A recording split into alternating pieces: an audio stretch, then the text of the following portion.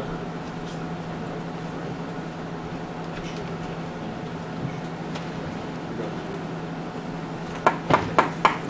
Call this meeting to order. Let's stand for the pledge. I pledge allegiance to the flag of the United States of America and to the republic for which it stands, one nation, under God, indivisible, with liberty and justice for all.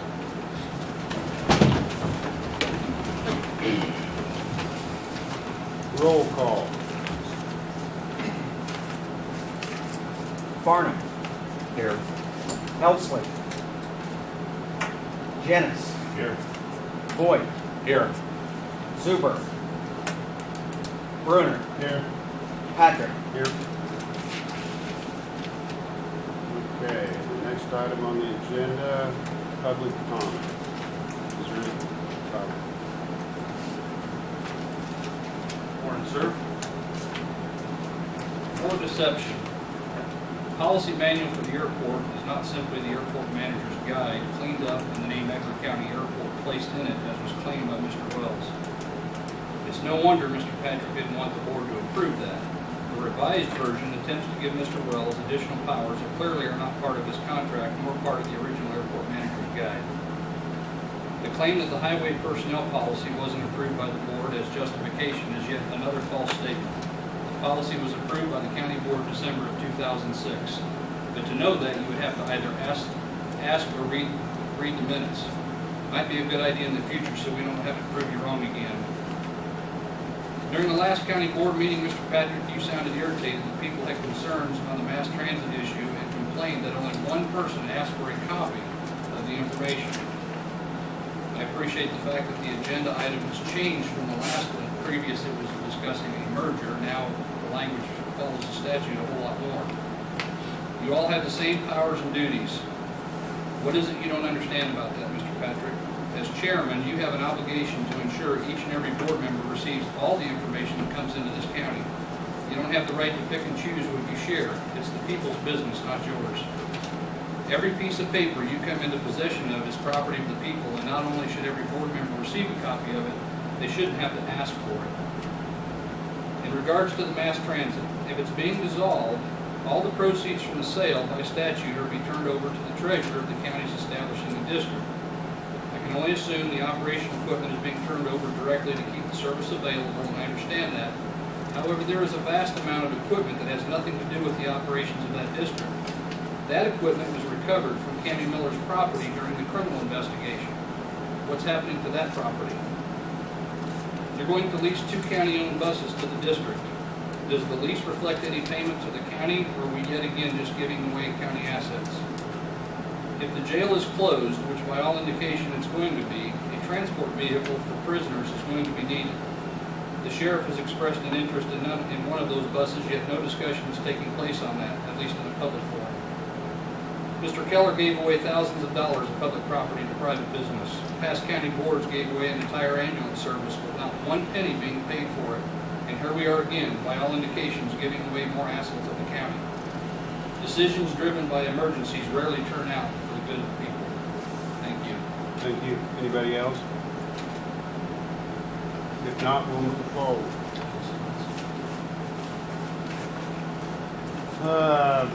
Number 5 on the agenda, to approve the discontinuance of East Central Illinois Mass Transit and approved annexation into RIDE's Mass Transit District. Before I ask for a motion on this, we've got Bill Young with us in the audience. I know you, he's with Mass Transit, and there were some questions. This is your opportunity to ask questions. I have some questions. Okay.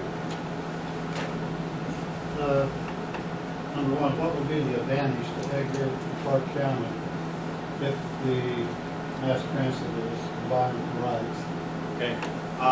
We're the largest mass transit district in the state. We have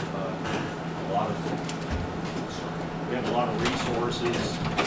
The economies of scale we bring will allow the actual operational funding to be more spent on the streets here as opposed to being used for unnecessary duplications of administration. We have the 160 vehicles that give us the opportunity to varying sizes from large coaches down to minivans that allow us to be able to flexibly bring resources here that we don't have access to now. Obviously, we have also a wealth of other people, a deep bench of folks that can help you put on the very best possible transportation that your citizens could possibly have. Are there any disadvantages? with the bond? I don't know of one. You know, I can tell you that, you know, I mean, it's kind of one of those things where I think a lot of folks that, you know, try to talk about this, talk about what happens to the folks and what happens to things. I can tell you that by the statute that seems to be an issue, all of the people that are working here get protected under the statute. Their longevity, their seniority, all of those things are, in fact, they actually all get raises because our pay scale is higher. So, you know, I'm just telling you, you know, the net effect, they also get benefits that they're currently not available. That was the second question. Will that be guaranteed in writing or just by word of mouth? We've already met with all the employees, you know, and I've got Michelle Keller here. She's currently the office manager for East Central, and I'm sure you could ask her that question. We've over time annexed 10 counties, and each one has local employees. We are about local things, local people doing things for local people. And I can tell you that we offer some of the most comprehensive rural transportation of any rural project in the state. We were the first rural person or rural entity to form a project in Illinois, and we were the first mass transit district. So we've done a lot of this legislation and whatnot. We've helped craft that language over the years. Suppose Coles County wants to come over here, is there a problem with bidding on it? Like, they want to bid on it? Can that be done by another mass transit district? Well, it's not a bid situation, That's you what I know, wanted to yeah, know. no, it's not, you know, it's one of those things where we provide the service ourselves with personnel that are going to be, you know, we have 14 people that work here. Their jobs are important to us, and they seem to all be very good folks. So we're trying to make sure that they continue to have good employment, and we actually would like to see a little more service being provided, and we'd actually like to, you know, have some more jobs created here. You'll still have a manager here, Yes. coordinator, or both? Correct. Or is that the same person? It's actually, Michelle will be filling that role, and so, yeah, we will have a management here, and there'll be offices here and in Clark County, which, you know, what we try to do is have at least driver bases available in every county, and where there's a joint need, we have a dispatch center like we have here, we'd continue to have that operates the two county system. You know, so we're about trying to make sure that, you know, there's some continuity of service and people have jobs and things are good. And Bill, you said that Clark County's already signed on. That's correct.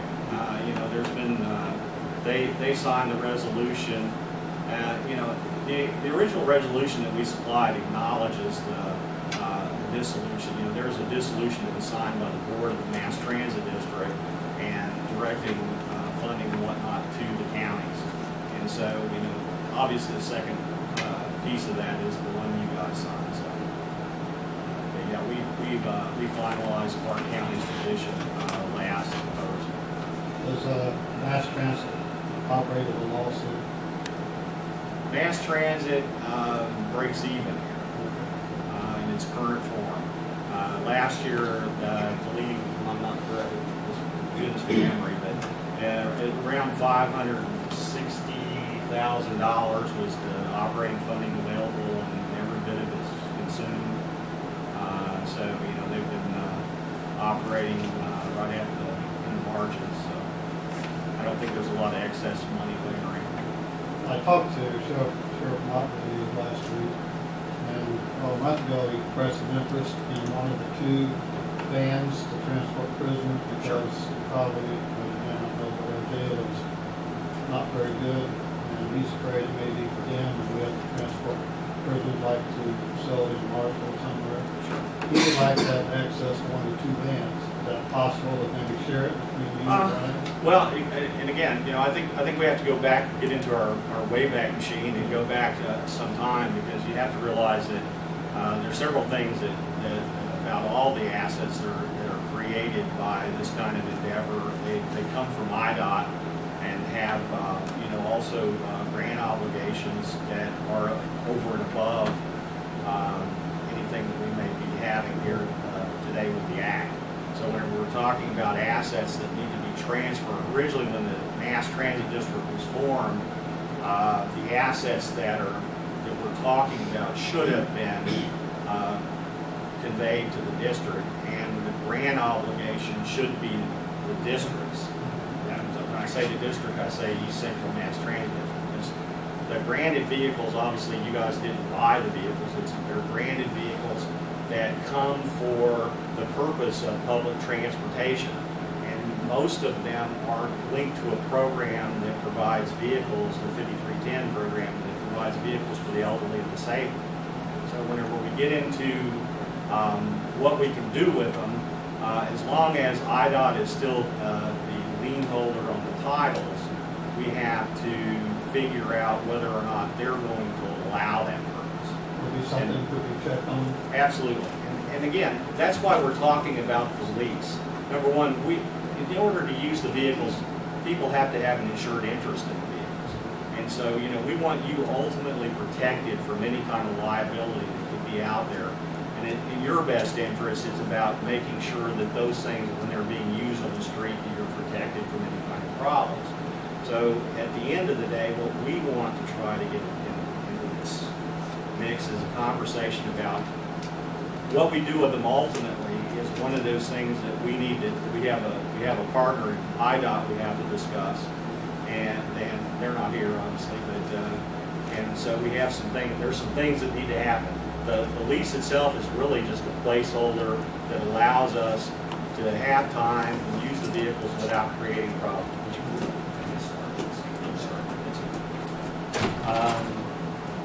So it wouldn't be possible to say, put in the lease agreement to share in case down the road that happens where we have to transport prisoners to another county and we can share, or maybe let the sheriff's department use a van? Probably the same question just asked. Yeah, well, come in. Still a little Well, confused. I don't think that regardless of whether you approve the lease or not, that ultimately it's not going to be up to IDOT to whether you use it for that purpose. And so, yes. I wanted to point out the fact to you, Dan, that the sheriff told me this morning if we should happen to use one of those vehicles, it'd have to be retrofitted.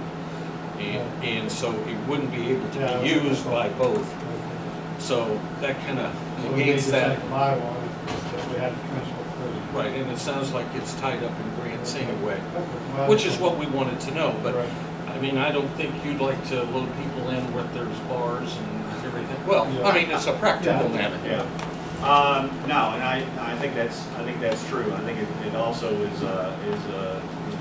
creates a perception of the public. It's not Yeah. not the best when you lock a mine bar. What is that? Handling seniors, it's handling Exactly. inmates. So. How many different vehicles are in this program now? Between the I two believe we have counties? 11. There's 11 total vehicles that are there. One of them belongs, it's disabled, belongs to the senior center.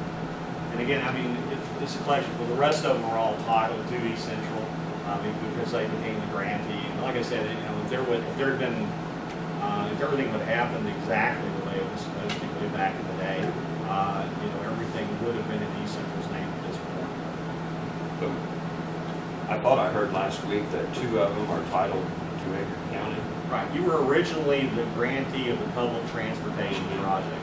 So originally, and it was being operated by the senior center as an not-for-profit. Okay, they were your contract operator. And while, there's some confusion usually. I mean, you wouldn't be alone in counties that are confused about that relationship. But when the district was formed, one of the things that happens usually is all those grants are conveyed into the district because they become the legal grantee for public funding for public transportation. And of these 11, you're anticipating using all of them? Yeah, actually, we're going to bring some here. We have some.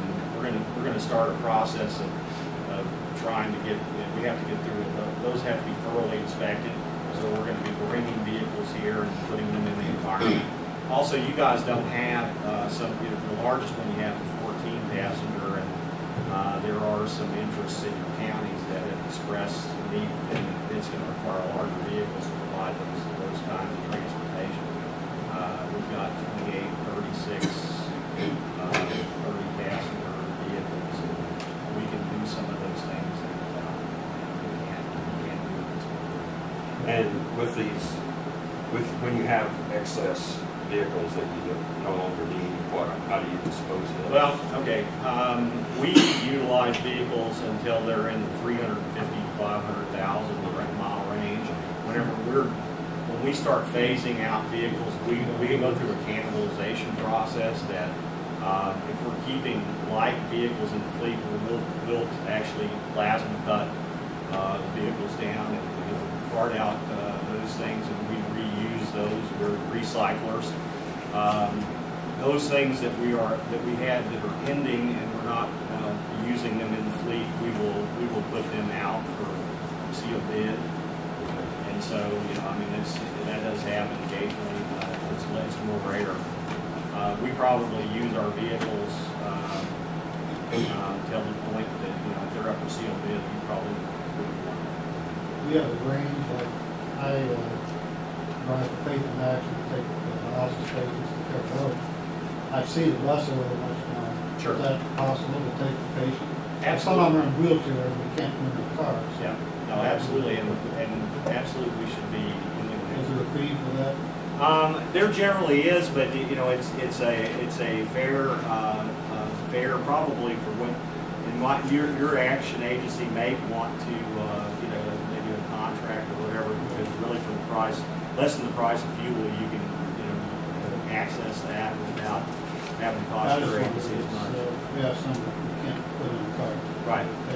Absolutely, and all the vehicles that are going to be in the project will be lift equipped and ramp equipped, so they'll all be accessible for folks that have challenges. One other question, this is really, is there a lawsuit against the East Central Mass Transit? I don't know. I'm not aware of that. Yeah, you might want to, just briefly. I mean, from my perspective, from my perspective on on their legal matters, we're helping them. We've been in place providing. IDOT gave them some. Try to put this in way. It makes the best sense. IDOT was concerned about their inability to get good qualified folks installed in the absence of the director that they had problems with. And I think the difficulty that ensued created a need for some oversight management. IDOT told them they had options, to get somebody from the outside through an intergovernmental agreement to provide that. They came to us and chose us. We've been providing that for them since March, and so we've been working with them trying to fix some of the issues. But we're not involved in their legal issues. What we are involved in is getting their current stuff the way it's supposed to be. We are involved in trying to get them in a place where make sure that IDOT's treating them the way they should be, because obviously a different grant year, we've got different things going on. But we are not involved in any way with the disposition. The unwinding itself, which is the process that the district going through, will give them time to deal with all their legal issues, give them they have control of those resources until, we're not, this has nothing to do with us getting something July 1st. You know, they are gonna go through a process where they may have money to pay back to IDOT, they may have things to do, and they're gonna go through that process without, you know, any kind of tie to the district. So, I talked to her, she basically said something. yeah, I mean, it's something that we're not supreme with at all. But we do want to get their audits cleaned up, and we want everything, you know, accounted for. We want to make sure that I'm a public official, and you know, I want to make sure that you know, that everything is there. Anybody else have any questions for Bill? I'd be If not, you're out of order, I'm sorry. Bill, I appreciate it. All right, Thank you very much.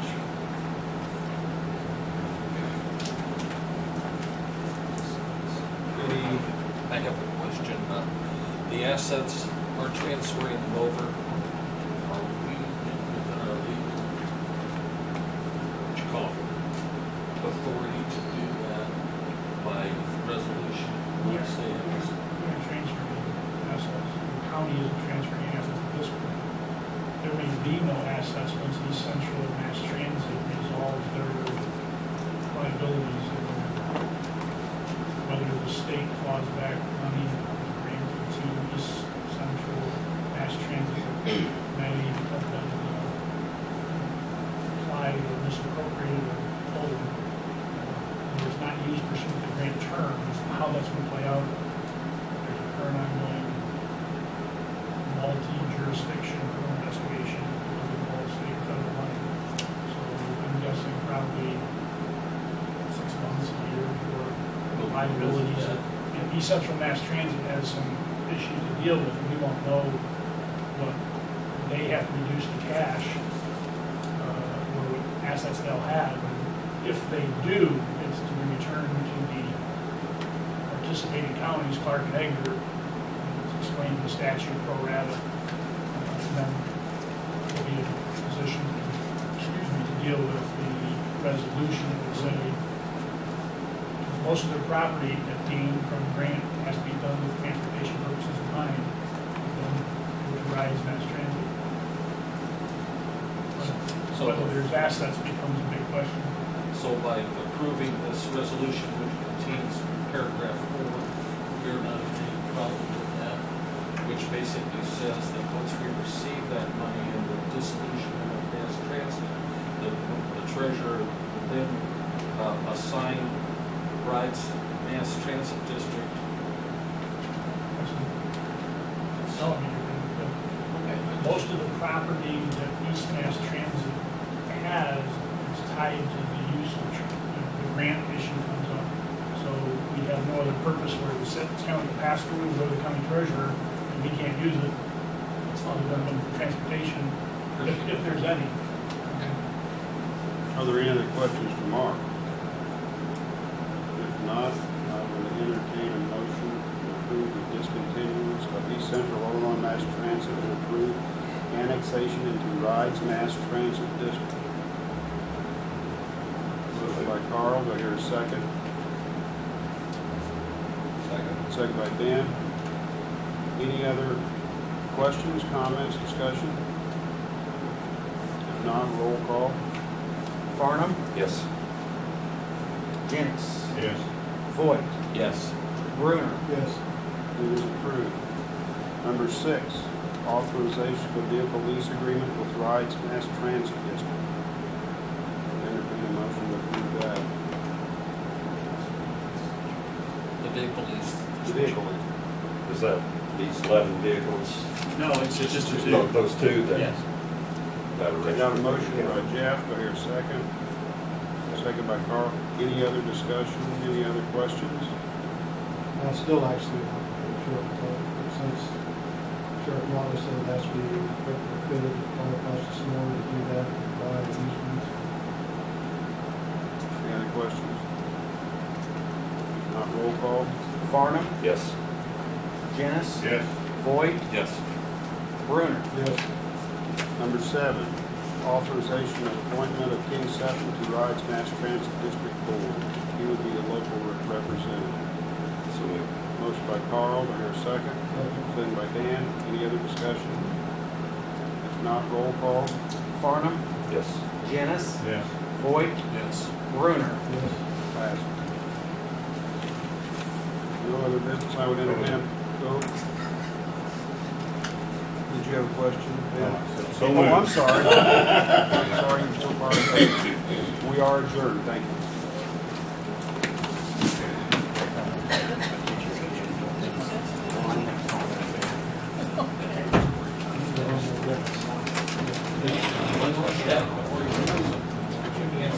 Chris, you want to copy this? No, that's fine. Thank you. You want to copy this? No, I don't think so.